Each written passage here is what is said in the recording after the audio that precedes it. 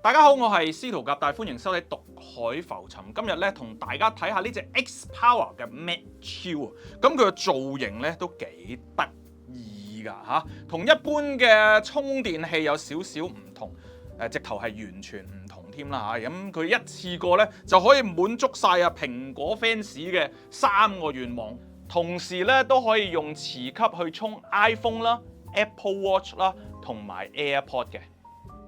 外形嘅獨特之處咧，其中一樣就係佢磁吸充電啊，充電話嘅部分後面咧係有把風扇㗎，咁啊可以幫助到散熱啦。另外除咗風扇之外咧，亦都有半導體嘅製冷片啊，只要撳呢度，個風扇就會着啦。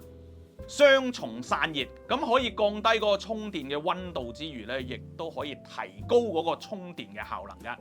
雖然佢係無線磁吸充電啦，但係佢都可以提供呢個快充嘅，好似 iPhone 咁啦，就有呢個15瓦嘅供電啦。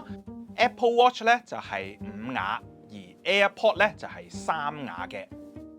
除咗外形設計獨特之外咧，咁佢通電嘅時候咧，亦都有呢個藍光嘅顯示啦嚇，望落去咧都幾 cyber 㗎。咁另外呢個手機嘅充電位咧，你無論係打直或者打橫咧，都可以進行充電嘅。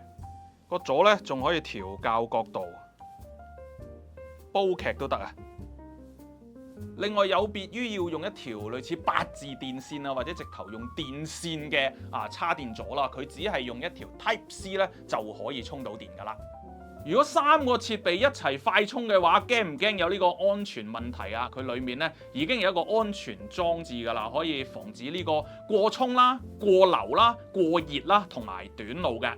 全個充電座嘅重量咧，只不過係192 gram， 咁啊仲可以接得埋添啊，咁啊方便可以周圍帶嚟帶去用啊嘛。